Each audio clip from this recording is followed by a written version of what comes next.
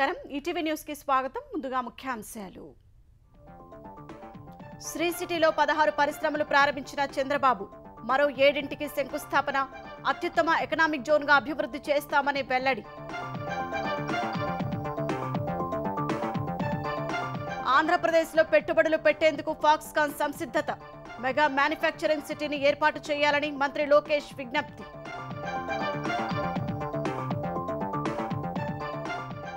సోమశిల ప్రాజెక్టును పరిశీలించిన చంద్రబాబు వైసీపీ ప్రభుత్వ నిర్లక్ష్యంతో దారుణంగా దెబ్బతిన్నట్టు వెల్లడి సత్వర మరమ్మతులకు ఆదేశం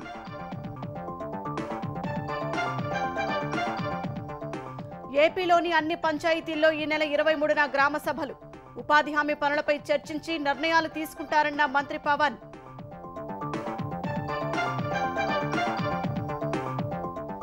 సాంకేతికంగా నిలిచిన పంట రుణాలన్నీ మాఫీ చేస్తామన్న తెలంగాణ సర్కార్ దురుద్దేశంతోనే విపక్షాలు విషప్రచారం చేస్తున్నాయని విమర్శ తెలంగాణ నుంచి రాజ్యసభ ఉప ఎన్నికకు అభిషేక్ మను సింఘ్వి నామినేషన్ ఏకగ్రీవంపై విశ్వాసంతో కాంగ్రెస్ నాయకత్వం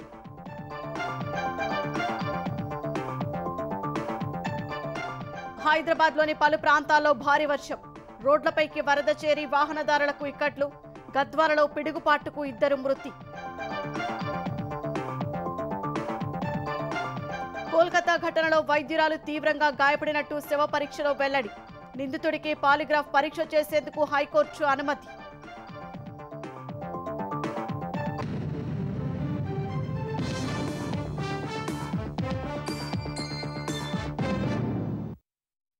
ఆంధ్రప్రదేశ్లో పెట్టుబడులు పెట్టే పారిశ్రామికవేత్తలు సురక్షితంగా మెరుగైన లాభాలు పొందేందుకు అవకాశం కల్పిస్తామని ముఖ్యమంత్రి చంద్రబాబు ఉద్ఘాటించారు పారిశ్రామికవేత్తల అనుకూల విధానాలను రూపొందిస్తామని ప్రకటించారు వైసీపీ 5 ఏళ్ల పాలనలో ముఖ్యమంత్రి ఒక్కసారి కూడా శ్రీ సిటీలో పర్యటించకపోవడమే పెట్టుబడులపై ఆయనకున్న అవగాహనకు అద్దం పడుతోందని విమర్శించారు గత 5 ఏళ్ల కాలంలోని పారిశ్రామికవేత్తల బకాయిలను చెల్లిస్తామని హామీ ఇచ్చారు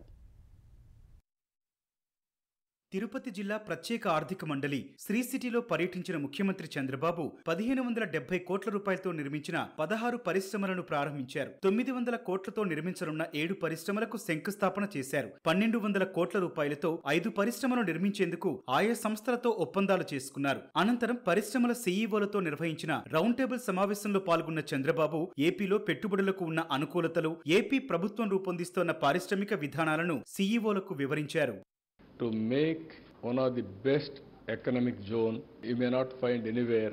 I want to create that equal to Shenzhen or better than that. All these things we are working in that direction.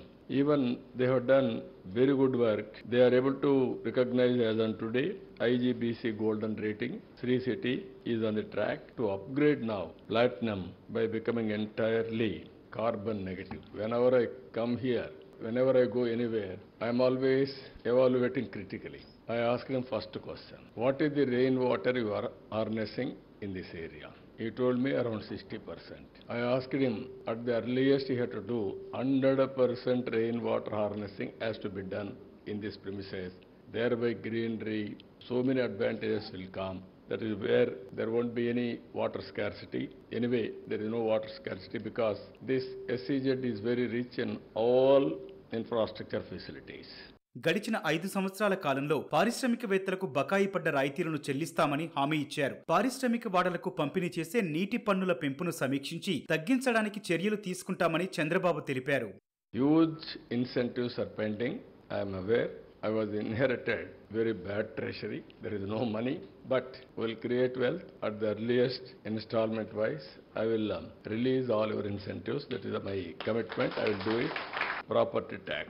That also we will control, we will rationalize, we will do.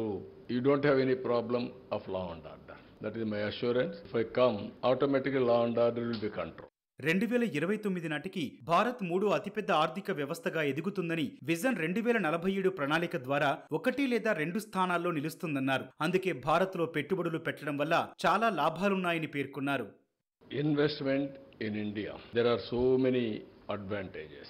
By 2029, India will become third largest economy.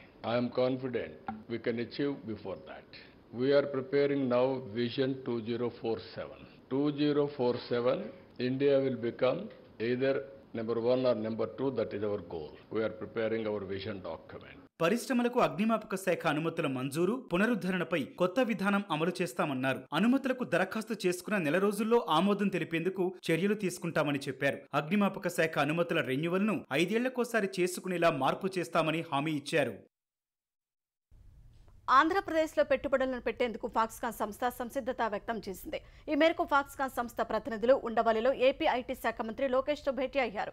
Foxconn mega manufacturing city నిర్మాణం చేయాలని company ప్రతినిధులను మంత్రి కోరారు. ఏపీలో పెట్టుబడులు పెట్టడానికి ఉన్న అవకాశాలను లోకేష్ వారికి తెలిపారు. ఎలక్ట్రానిక్ వాహనాలు, సెమీకండక్టర్లు, డిజిటల్ హెల్త్, మ్యానుఫ్యాక్చరింగ్ కంపోనెంట్స్ తయారీకి సంబంధించిన ప్లాంట్ల ఏర్పాటుకు సుముఖంగా ఉన్నట్లు లోకేష్కు కంపెనీ ప్రతినిధులు చెప్పారు. గత 5 ఏళ్లలో ఏపీలో కొన్ని ఇబ్బందులు ఎదుర్కొన్నామని ఫాక్స్కాన్ కంపెనీ ఇండియన్ ప్రతినిధి విలీ చెప్పారు. ప్రస్తుతం భారీ ఎత్తున కార్యకలాపాలు విస్తరించే ఆలోచనలో ఉన్నామన్న ఆయన ఆంధ్రప్రదేశ్లో ఉద్యోగాల కల్పనకు తమ వంతు సహకారం అందిస్తామని చెప్పారు. ఒకప్పుడు దేశానికి అన్నపూర్ణగా ఉన్న ఆంధ్రప్రదేశ్లో వైసీపీ ప్రభుత్వ చర్యల వల్ల వ్యవసాయానికి గడ్డు పరిస్థితి వచ్చిందని ముఖ్యమంత్రి చంద్రబాబు మండిపడ్డారు. ఎంతో చరిత్ర ఉన్న సోమశిల ప్రాజెక్టును వైసీపీ సర్కార్ నాశనం చేసిందని దుయ్యబట్టారు. నెల్లూరు జిల్లా సోమశిల ప్రాజెక్టును సందర్శించిన సీఎం గత వరదల్లో దెబ్బతిన్న స్పిల్వే, రక్షణ కట్టడాలను పరిశీలించారు. ప్రస్తుతం డ్యాం పరిస్థితిని మంత్రి ఆనం రామనారాయణరెడ్డి అధికారులను అడిగి తెలుసుకున్నారు. తర్వాత సోమశిలలో ప్రజలు, అధికారులతో ప్రజావేదికలో పాల్గొన్న చంద్రబాబు ప్రాజెక్టు ఆఫ్రాన్ దెబ్బతిన్నదని, అసంపూర్తిగా ఉన్న కాలువలను పూర్తి చేయాలని ఆదేశించారు. గత ప్రభుత్వంలో సర్వే రాళ్లపై బొమ్మలకు, పేపర్లకు, ప్రకటనల కోసమే 100 కోట్లు ఖర్చు పెట్టారన్న సీఎం అందులో సగం నిధులను ప్రాజెక్టుల కోసం ఖర్చు చేసినా ఇప్పుడు ఇలాంటి దుస్థితి వచ్చేది కాదని చెప్పారు. కష్టాలున్నా, ఖాళీ ఖజానా ఉన్నా ప్రాజెక్టులు పూర్తి చేసే బాధ్యత తమదన్న సీఎం బాధ్యతగా పనిచేసి సకాలంలో పనులు పూర్తి చేయాలని సూచించారు. ఇప్పుడు వచ్చిన నీళ్లన్నీ సముద్రంలోకి ఆ సైడ్ వెళ్ళిపోతే ఏదో కారణం వల్ల మళ్ళా వర్షం పడకపోతే సోమశిల దెబ్బతింటుంది కాబట్టి దీన్ని కూడా ఫిలప్ చేయాలని శ్రద్ధ పెట్టాం. ఆ శ్రద్ధ పెట్టిన సమయంలో ఇక్కడ చూస్తే మొత్తం రేడియల్ క్రెస్ట్ గేట్స్ ఉన్నాయి. అదే మరి ఇంకొక పక్కన స్లూయిస్ ఉన్నాయి. ఇవన్నీ కూడా 85లో పెట్టారు. ఈ రోజు మీరు చూస్తే కొన్ని గేట్లు తుప్పు పట్టిపోయినాయి, కొన్ని గేట్లు బాగా దెబ్బతిన్నాయి. అప్రన్ మొత్తం దెబ్బతినింది. బాధ్యత కలిగిన ప్రభుత్వం ఏమాత్రం పనిచేయకపోతే నేను కూడా రాకపోతే ఈ ఆఫీసర్లు తూతూ మంత్రంగా తీసుకుంటారని చాలా స్పష్టంగా సందేశం ఇవ్వడానికి నేను నేరుగా పర్యవేక్షణకు వచ్చానని చెప్పి కూడా నేను మీకు తెలియజేస్తున్నా. ఆంధ్రప్రదేశ్లోని అన్ని పంచాయతీలో ఈ నెల 23 నుంచి గ్రామ సభలు నిర్వహిస్తామని ఉప ముఖ్యమంత్రి పవన్ కళ్యాణ్ స్పష్టం చేశారు. గ్రామీణ ఉపాధి హామీ పథకంలో భాగంగా చేపట్టే పనుల్ని గ్రామ సభలో చర్చించి నిర్ణయం తీసుకోనున్నట్టు ఆయన వెల్లడించారు. సచివాలయంలో వీడియో కాన్ఫరెన్స్ ద్వారా ఎంపీడీఓ, జెడ్పీసీఓలతో పవన్ సమీక్ష నిర్వహించారు. గ్రామ సభల నిర్వహణ విధి విధానాలపై అధికారులకు దిశానిర్దేశం చేశారు. గ్రామీణ ఉపాధి హామీ పనులపై సోషల్ ఆడిట్ పకడ్బందీగా వ్యవహరించాలని ఆదేశాలు జారీ చేశారు. ప్రతి రూపాయి బాధ్యతతోనే వ్యయం చేయాలన్న పవన్ ఉపాధి హామీ పథకం లక్ష్యాలని సాధించాలని దిశానిర్దేశం చేశారు. పంచాయతీరాజ్ వ్యవస్థలో గ్రామ పంచాయతీల నుండి జిల్లా పరిషత్ వరకు పటిష్టంగా ఉన్నప్పుడే నిజంగా మనం అనుకున్న అభివృద్ధి సాధించగలుగుతాం. అందుకని దాంట్లో భాగంగానే ఆగస్టు 23 తారీఖున రాష్ట్ర వ్యాప్తంగా 13,326 గ్రామ పంచాయతీల్లో ఇప్పుడు ఇంతకుముందు ఎన్నడూ లేని విధంగా ఒకే రోజున గ్రామ సభలు నిర్వహిస్తా ఉన్నాం. 100 రోజులు పనిచేసే విధంగా అవగాహన కల్పించాలి. రైతులకు ఉపాధి హామీ పథకాన్ని సద్వినియోగం చేసుకోవడానికి సంబంధించిన పనుల వివరాలను గ్రామ సభల్లో ప్రతి ఒక్కరికి అర్థమయ్యే విధంగా తెలియజేయాలి. ఇకపైన ఉపాధి హామీ పథకాన్ని సమర్థవంతంగా అమలు చేయడానికి మనందరం కలిసి పనిచేద్దాం.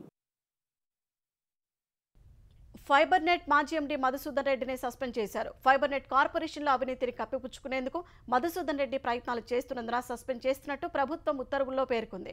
ఫైబర్ నెట్లో నిబంధనలకు విరుద్ధంగా ప్రైవేటు వ్యక్తులను ఉద్యోగులుగా నియామకం చేశారని అభియోగాలు నమోదు చేసింది. ఇదే సమయంలో రికార్డులను ట్యాంపర్ చేస్తున్నారని ఆరోపించింది. సాక్ష్యాలను ధ్వంసం చేస్తున్నారని తన ఉత్తర్వుల్లో తెలిపింది. మరోవైపు మధుసూదన్ రెడ్డి డిప్యుటేషన్ మరో 6 నెలలు పొడిగించాలంటూ ఏపీ ప్రభుత్వం రైల్వే బోర్డు చైర్మన్ కు లేఖ రాసింది. మరో 2 రోజుల్లో ఏపీలో మధుసూదన్ రెడ్డి డిప్యుటేషన్ ముగియనుండగా ఏపీ ఫైబర్ నెట్లో జరిగిన అక్రమాలపై విచారణ జరుగుతున్నందున ఆయన డిప్యుటేషన్ పొడిగించాలని ఏపీ సర్కార్ రైల్వే బోర్డును కోరింది. రైల్వే అకౌంట్స్ సర్వీస్ నుంచి 2019 ఆగస్టు 26న ఏపీకి వచ్చిన మధుసూదన్ రెడ్డి డిప్యుటేషన్ ఆగస్టు 22న ముగుస్తుండగా మరో 6 నెలలు పొడిగించాలని ప్రభుత్వం కోరింది. సస్పెన్షన్లో ఉన్న ఏపీ ఎండీసీ మాజీ ఎండీ విజయ వెంకటరెడ్డి డిప్యుటేషన్ను ఏపీ సర్కారు పొడిగించింది. 2024 ఆగస్టు 31 వరకు వెంకటరెడ్డి డిప్యుటేషన్ పొడిగిస్తున్నట్టు కోస్ట్ గార్డ్ ప్రధాన కార్యాలయం ఏపీ ప్రభుత్వానికి లేఖ రాసింది. వెంకటరెడ్డి అవినీతి వ్యవహారాలు, సర్వీసు నిబంధనల ఉల్లంఘనలపై కేంద్ర సిబ్బంది వ్యవహారాల శాఖ కూడా తెలియజేసినట్టు వెల్లడించింది. 2024 ఆగస్టు 31తో వెంకటరెడ్డి ఉద్యోగ విరమణ కూడా చేయనున్నట్టు సీఎస్కు రాసిన లేఖలో కోస్ట్ గార్డు తెలిపింది. తదుపరి చర్యలు ఏపీ ప్రభుత్వమే తీసుకోవాలని స్పష్టం చేసింది.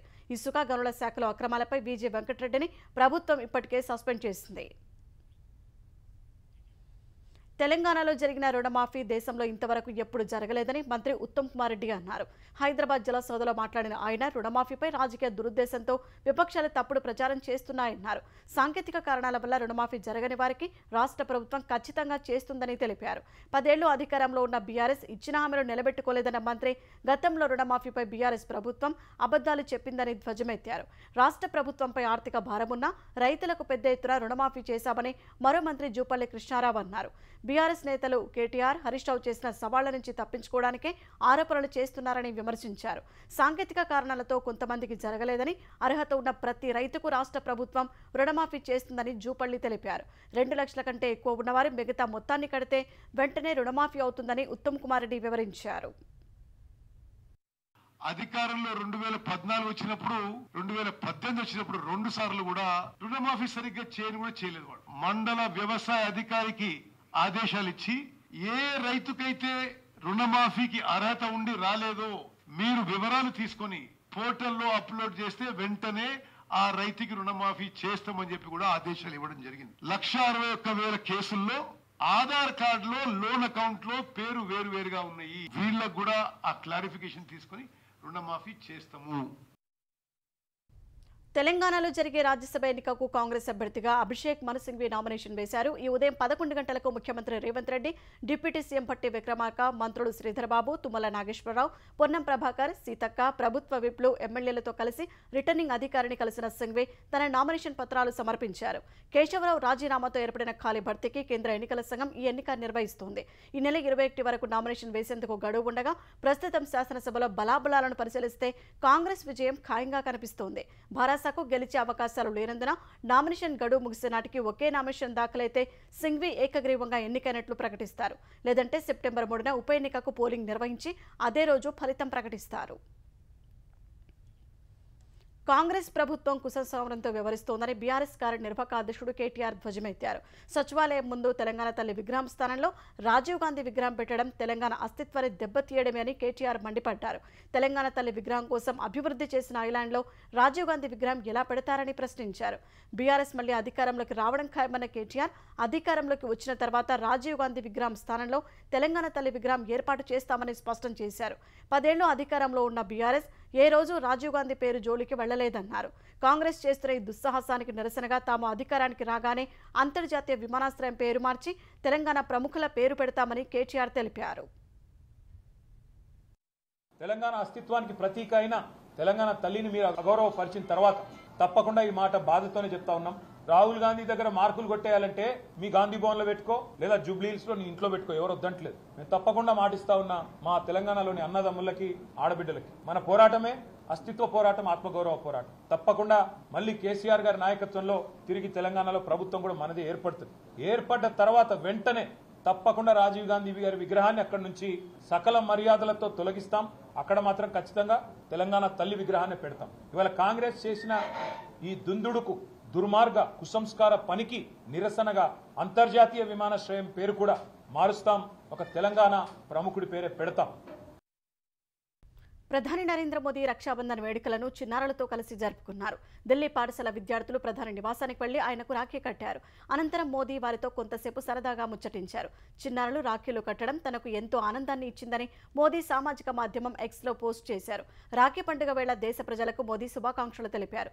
ఈ పండుగ బంధాలను మరింత తీపికరంగా చేయాలని, ఆప్యాయత, సామరస్య భావాలను బలోపేతం చేయాలని ఆకాంక్షించారు. రాఖీ పండుగను పురస్కరించుకుని ఒడిశా పూరి తీరంలో ప్రముఖ సైకత శిల్పి సుదర్శన్ పట్నాయక్ రాఖీ ఆకృతులు ఇసుక శిల్పాన్ని తీర్చిదిద్దారు. మహిళా సంక్షేమం భద్రతకు కూటమి ప్రభుత్వం అత్యధిక ప్రాధాన్యత ఇస్తుందని ఏపీ విద్యా ఐటీ శాఖల మంత్రి లోకేష్ తెలిపారు. ఉండవల్లిలోని నివాసంలో రాఖీ పౌర్ణమి వేడుక ఘనంగా నిర్వహించారు. నియోజకవర్గానికి చెందిన తెలుగు మహిళా ఆధ్వర్యంలో లోకేష్ కు రాఖీలు కట్టారు. పార్టీ ఆవిర్భావం నుంచి మహిళా సాధికారతకు అన్ని విధాల అండగా నిలిచామని లోకేష్ గుర్తు చేశారు. మహిళలకు ఆస్తుల సమాన హక్కు, మహిళా విశ్వవిద్యాలయం ఏర్పాటు చేసిన ఘనత తెలుగుదేశానికే దక్కుతుందన్నారు. మరోవైపు తెలుగింటి ఆడపడుచులకు అనునిత్యం ఆశీస్సులు కురిపించే అక్కా చెల్లెమ్మలకు ముఖ్యమంత్రి చంద్రబాబు రాఖీ శుభాకాంక్షలు తెలిపారు. ఆడబిడ్డల ఆత్మగౌరవం, భద్రత, అభివృద్ధికి తమ ప్రభుత్వం కట్టుబడి ఉందన్నారు. తెలంగాణలో రాఖీ పౌర్ణమిని ఘనంగా జరుపుకున్నారు. వినికిడి సమస్యతో బాధపడుతూ ప్రభుత్వ సహాయంతో శస్త్రచికిత్స చేయించుకున్న చిన్నారులతో కలిసి సీఎం రేవంత్ రెడ్డి రాఖీ వేడుకలు జరుపుకున్నారు. సీఎం నివాసంలో మంత్రి సీతక్క, ఏఐసీసీ తెలంగాణ వ్యవహారాల ఇన్ఛార్జ్ దీపాదాస్ మున్షి తదితరులు సీఎంకు రాఖీ కట్టారు. అసెంబ్లీ సీఎల్పీ కార్యాలయంలో డిప్యూటీ సీఎం భట్టి విక్రమార్కకు మంత్రి సీతక్క, ఎమ్మెల్యే రాగమయ్య రాఖీలు కట్టారు. హైదరాబాద్ నాంపల్లిలోని భాజపా కార్యాలయంలో రక్షాబంధన్ వేడుకలు ఘనంగా జరిగాయి. హర్యానా గవర్నర్ బండారు దత్తాత్రేయకు మహిళా మోర్చా నేతలు ఆయన నివాసంలోని మహిళా కానిస్టేబుల్స్ రాఖీలు కట్టారు. వారికి దత్తాత్రేయ రక్షాబంధన్ శుభాకాంక్షలు తెలిపారు. ఢిల్లీ మద్యం విధానం కేసులో అరెస్టైన తన సోదరి కవితకు సుప్రీంకోర్టులో న్యాయం జరుగుతుందని బీఆర్ఎస్ కార్యనిర్వాహక అధ్యక్షుడు కేటీఆర్ ఆశాభావం వ్యక్తం చేశారు. రాఖీ పౌర్ణమి సందర్భంగా పలువురు బీఆర్ఎస్ మహిళా ప్రజాప్రతినిధులు, కార్యకర్తలు, ఇతరులు ఆయనకు రాఖీలు కట్టారు. తెలంగాణలోని సోదరీమణులకు రక్షాబంధన్ శుభాకాంక్షలు తెలిపిన కేటీఆర్ రాఖీ పౌర్ణమి రోజు కవిత ఇక్కడ లేకపోవడం బాధాకరమని ఆవేదన వ్యక్తం చేశారు. 155 రోజులుగా అనుభవిస్తున్న వేదనకు న్యాయం జరుగుతుందని కేటీఆర్ ఆశాభావం వ్యక్తం చేశారు. ఆర్వార్ చట్టంలో మార్పులు తెచ్చి భూ సమస్యల పరిష్కారానికి కృషి చేస్తామని తెలంగాణ రెవెన్యూ శాఖ మంత్రి పొంగులేటి శ్రీనివాసరెడ్డి అన్నారు. ట్రెజా ఆధ్వర్యంలో హైదరాబాద్ బేగంపేటలో నిర్వహించిన నూతన రెవెన్యూ చట్టం ముసాయిదా అనే చర్చా వేదిక కార్యక్రమానికి మంత్రి హాజరయ్యారు. కొత్త రెవెన్యూ చట్టం ముసాయిదాపై రెవెన్యూ అధికారులతో పొంగులేటి చర్చించారు. అందరి అభిప్రాయాలకు అనుగుణంగానే చట్ట రూపకల్పన ఉంటుందని పొంగులేటి స్పష్టం చేశారు. తల్లి ఆత్మహత్యకు పాల్పడగా ఒంటరిగా మిగిలిన బాలిక దుర్గకు అండగా నిలుస్తామని సీఎం రేవంత్ రెడ్డి ప్రకటించారు. నిర్మల్ జిల్లా తానూర్ మండలం బేల్ తరోడా గ్రామానికి చెందిన ఒంటరి మహిళ మేర గంగామణి ఈ నెల 17న రాత్రి ఆత్మహత్య చేసుకుంది. ఆమె ఏకైక కుమార్తె 11 ఏళ్ల దుర్గ అనాథగా మారింది. తల్లి అంత్యక్రియలకు డబ్బు లేక భిక్షాటన చేసింది. ఇది తెలిసిన సీఎం రేవంత్ రెడ్డి బాలికకు విద్య, వైద్యం, ఇతర అవసరాలకు అండగా నిలవాలని కలెక్టర్ అభిలాష్ అభినవ్ను ఆదేశించారు. ఈ మేరకు బాలికకు ఉచిత విద్య అందించేందుకు గురుకుల పాఠశాలలో చేర్చుతామని కలెక్టర్ తెలిపారు. ఉపరితల ఆవర్తన ప్రభావంతో తెలంగాణలోని పలు జిల్లాల్లో భారీ వర్షం కురిసింది. హైదరాబాద్లోని పలు ప్రాంతాల్లో 2 గంటలు కురిసిన వర్షానికి అనేక చోట్ల రోడ్లు చెరువులను తలపించాయి. సికింద్రాబాద్ రైల్వే స్టేషన్ సమీపంలోని మనోహర్ థియేటర్ వద్ద ప్రధాన రహదారిపై నీరు నిలిచి వాహనదారులు తీవ్ర ఇబ్బందులు పడ్డారు. వర్షం దాటికి షేక్పేట ఫ్లైఓవర్పై భారీగా వాహనాలు నిలిచి ఫిలిం నగర్, గచ్చిబౌలి మార్గాల్లో భారీగా ట్రాఫిక్ జామ్ ఏర్పడింది. గద్వాల జిల్లాలోని గట్టు, మల్దకల్ మండలాల్లో పిడుగుపాటుకు 2 వ్యక్తులు మృతి చెందారు. నిజామాబాద్ జిల్లాలో భారీ వర్షానికి రైల్వే అండర్ బ్రిడ్జి కింద నీరు నిలిచి ఆర్టీసీ బస్సు ఇరుక్కుపోయింది. బస్సులో చిక్కుకున్న ప్రయాణికులను స్థానికులు రక్షించారు. ఒక్కసారిగా కురిసిన భారీ వర్షానికి హనుమకొండ బస్టాండ్లోకి నీరు చేరి ప్రయాణికులు తీవ్ర ఇబ్బందులు పడ్డారు. పలు కాలనీలో మురుగు కాలువల నిర్వహణ సరిగ్గా లేక వరద నీరంతా రోడ్లపైకి చేరింది. కరీంనగర్, మెదక్, భువనగిరి జిల్లాల్లో కూడా అనేక ప్రాంతాల్లో వర్షాలు కురిశాయి. కోల్కతాలో వైద్యురాలిపై అత్యాచార ఘటనకు సంబంధించి శవ పరీక్ష నివేదికలో ఒళ్లు గగురు పొడిచే వాస్తవాలు బయటకొచ్చాయి. జూనియర్ వైద్యురాలి శరీరంపై తల, ముక్కు, కుడిదవడ, మెడ, ఎడమ చేయి, భుజం, రహస్య అవయవాలపై గాయాలైనట్లు వెల్లడైంది. ఆమె మరణానికి ముందే ఈ గాయాలైనందున ఆమె తీవ్రమైన హింసను ఎదుర్కొన్నట్టు నివేదిక తెలిపింది. ఆమె మృతదేహంలో వీర్యం లభ్యమైందని నివేదిక స్పష్టం చేసింది. ఆమెను గొంతు నిలిమి ఊపిరాడకుండా చేయడం ద్వారా చంపారని, ఆ సమయంలో ఆమె ఉక్కిరిబిక్కిరైనట్లు పోస్ట్ మార్టం నివేదిక తెలిపింది. ఊపిరితిత్తులో రక్తస్రావం జరిగిందని, అంతర్గత అవయవాల్లో రక్తం గడ్డకట్టిందని నివేదించింది. తదుపరి పరీక్షల కోసం రక్తం, ఇతర శరీర ద్రవాల నమూనాలను ల్యాబ్కు తరలించినట్లు వైద్యులు తెలిపారు. అత్యాచారం తర్వాత నిందితుడు సంజయ్ రాయ్ ఆమెను సెమినార్ హాల్లోనే వదిలి వెళ్లాడని, ఆమె కుర్తా చిరిగిందని, ట్రౌజర్స్ కనిపించలేదని మొదట మృతదేహాన్ని చూసిన వారు తెలిపారు. Laptop, notebook, cell phone, water bottle అక్కడే ఉండగా ఘటన సమయంలో ఆమె చేసిన పోరాటమే నిందితుడిని గుర్తించేందుకు కీలక ఆధారాలను అందించినట్టు ఉన్నతాధికారి తెలిపారు. మరోవైపు నిందితుడికి పాలిగ్రాఫ్ టెస్టు చేసేందుకు కోల్కతా హైకోర్టు అనుమతి ఇచ్చింది. సిబిఐ చేసిన విజ్ఞప్తిపై ఈ మేరకు కోర్టు అనుమతి మంజూరు చేసింది. మైసూరు పట్టణాభివృద్ధి ప్రాధికార సంస్థ ముడా భూకుంభకోణం వ్యవహారంలో కర్ణాటక సీఎం సిద్ధరామయ్యకు హైకోర్టులో ఊరట లభించింది. ఈ వ్యవహారంలో ట్రయల్ కోర్టు వెంటనే చర్యలు తీసుకోవద్దని హైకోర్టు ఆదేశించింది. గవర్నర్ థావర్చంద్ గెహ్లోట్ తనను విచారించేందుకు ఇచ్చిన అనుమతిని సవాల్ చేస్తూ సిద్ధరామయ్య దాఖలు చేసిన పిటిషన్పై ఇవాళ హైకోర్టులో విచారణ జరిగింది. ఈ విచారణలో గవర్నర్ చర్య అక్రమమని, చట్టంలో అలాంటి అధికారం లేదని సిద్ధరామయ్య వాదించారు. గవర్నర్ చర్య తన ప్రతిష్టను కోలుకోలేని విధంగా దెబ్బతీస్తుందన్నారు. కర్ణాటకలో పరిపాలనకు అంతరాయం కలిగించి రాజకీయ అస్థిరతకు దారితీస్తుందని చెప్పారు. ఈ వాదనలు విన్న కోర్టు సిద్ధరామయ్యను విచారించేందుకు గవర్నర్ ఇచ్చిన అనుమతి మేరకు తక్షణ చర్యలు తీసుకోవద్దని ఆదేశించింది. తదుపరి విచారణను ఈ నెల 29కి వాయిదా వేసింది. అనకాపల్లి జిల్లా కోటౌరట్ల మండలం కైలాసపట్నంలో మత సంస్థ నిర్వహిస్తున్న హాస్టల్లో 2 రోజుల క్రితం కలుషిత ఆహారం తిని విద్యార్థులు అస్వస్థకు గురైన ఘటనలో 3 చిన్నారులు మృతి చెందారు. 1 నుంచి 5వ తరగతి వరకు చదువుతున్న సుమారు 86 మంది విద్యార్థులు ఉంటున్న హాస్టల్లో శనివారం సాయంత్రం సమోసాలు, రాత్రి భోజనంలో బిర్యానీ పెట్టారు. అవి తిన్న కాసేపటికే విద్యార్థులు అస్వస్థకు గురై వాంతులు, విరేచనాలతో ఇబ్బందులు పడ్డారు. చిన్నారులను నర్సీపట్నం ప్రాంతీయ ఆసుపత్రికి తరలించి చికిత్స చేస్తుండగా కొందరి పరిస్థితి విషమించింది. వారిని విశాఖకు తరలించగా 3 విద్యార్థులు మృతి చెందారు. ఘటనపై తీవ్ర దిగ్భ్రాంతి వ్యక్తం చేసిన సీఎం చంద్రబాబు ఉన్నత స్థాయి విచారణకు ఆదేశించారు. బాధిత విద్యార్థుల కుటుంబ సభ్యులు సంరక్షణకు 10 లక్షల చొప్పున పరిహారం ప్రకటించారు. ఈ అంశంపై విద్యాశాఖ మంత్రి నారా లోకేష్తో ఫోన్లో మాట్లాడిన సీఎం విద్యార్థులకు అందిస్తున్న వైద్య సహాయంపై ఆరా తీశారు. ప్రస్తుతం చికిత్స పొందుతున్న విద్యార్థులకు మెరుగైన వైద్యం అందేలా చూడాలని లోకేష్కు సూచించారు. ఘటనపై పూర్తి స్థాయిలో దర్యాప్తు తర్వాత బాధ్యులపై కఠిన చర్యలు తీసుకోవాలని అధికారులను ముఖ్యమంత్రి ఆదేశించారు. విశాఖపట్నం కేంద్రంగా త్వరలోనే రైల్వే జోన్ ఏర్పాటవుతుందని రైల్వే శాఖ మంత్రి అశ్విని వైష్ణవ్ చెప్పారు. ఇందుకోసం కేంద్ర రాష్ట్ర ప్రభుత్వాలు పూర్తి సమన్వయంతో పనిచేస్తున్నట్టు తెలిపారు. భూ కేటాయింపు, ఇతర అంశాలపై ఏపీ ప్రభుత్వం నుంచి పూర్తి సహకారం అందుతోందన్నారు. అతి త్వరలో జోన్ కేంద్ర కార్యాలయ నిర్మాణానికి అవసరమైన సన్నాహాలు ప్రారంభిస్తామని మంత్రి చెప్పారు. గత ప్రభుత్వ హయాంలో కేటాయించిన భూమిపై అభ్యంతరాలు వచ్చినందున ఇరు ప్రభుత్వాల అధికారుల మధ్య కొత్తగా కేటాయింపుపై చర్చలు సానుకూలంగా జరిగినట్టు అశ్విని వైష్ణవ్ తెలిపారు. ఇప్పుడు జోన్ ఏర్పాటుకున్న అడ్డంకులు దాదాపు తొలగిపోయాయని, జోన్ ఏర్పాటు ప్రక్రియ చాలా ముందుకు వచ్చిందన్నారు. ఆంధ్రప్రదేశ్ ప్రజల ఆశలు త్వరలో నెరవేరనున్నట్టు అశ్విని వైష్ణవ్ స్పష్టం చేశారు. కొన్ని రంగాలకు చెందిన వాటాల్లో మదుపరులు లాభాల స్వీకరణకు మొగ్గు చూపడం సహా ఆచితూచి వ్యవహరించిన వేళ దేశ స్టాక్ మార్కెట్లు ఇవాళ స్వల్ప లాభ నష్టాలతో ముగిశాయి. బొంబాయి స్టాక్ ఎక్స్చేంజ్ సూచీ సెన్సెక్స్ 12 పాయింట్లు తగ్గితే జాతీయ స్టాక్ ఎక్స్చేంజ్ సూచీ నిఫ్టీ 31 పాయింట్లు పెరిగింది. ఈ ఉదయం 80,680 పాయింట్ల వద్ద ప్రారంభమైన సెన్సెక్స్ మొదటి నుంచి హెచ్చుతగ్గుల మధ్య సాగింది. ఒక దశలో కాస్త పెరిగి 80,720 పాయింట్ల వద్ద గరిష్ట స్థాయిని తాకింది. ఆ తర్వాత కూడా హెచ్చుతగ్గులు కొనసాగడంతో 80,333 పాయింట్ల కనిష్ట స్థాయిని తాకింది. చివర్లో కాస్త కోలుకొని 80,724 పాయింట్ల వద్ద స్థిరపడింది. నిఫ్టీ 31 పాయింట్లు పెరిగి 24,573 పాయింట్ల వద్ద ముగిసింది. న్యూయార్క్లో 42వ ఇండియా డే పరేడ్ ఘనంగా జరిగింది. ఈ కవాతులో పెద్ద సంఖ్యలో పాల్గొన్న ప్రవాస భారతీయులు డోలు వాయిస్తూ నృత్యాలు చేశారు. బీజేపీ ఎంపీ మనోజ్ తివారీ, బాలీవుడ్ తారలు సోనాక్షి సిన్హా, జహీర్ ఇక్బాల్, పంకజ్ త్రిపాఠి ఈ పరేడ్లో సందడి చేశారు. అయోధ్య రామమందిర నమూనా ప్రదర్శన కవాతుకు ప్రత్యేక ఆకర్షణగా నిలిచింది. ప్రతి ఏడాది న్యూయార్క్లో ప్రవాస భారతీయులు ఆగస్టు 15 తర్వాత వచ్చే ఆదివారం రోజున ఇండియా డే పరేడ్ను ఘనంగా నిర్వహించడం ఆనవాయితీగా వస్తోంది. న్యూయార్క్లోని తూర్పు 38వ వీధి నుంచి తూర్పు 27వ వీధి వరకు కవాతు చేస్తారు. ఈసారి ఇండియా డే పరేడ్లో బంగ్లాదేశ్ హిందువులు కూడా పాల్గొన్నారు. బంగ్లాదేశ్లో హిందువులు సహా మైనారిటీలపై దాడులు ఆపాలని ప్లకార్డులు ప్రదర్శించారు.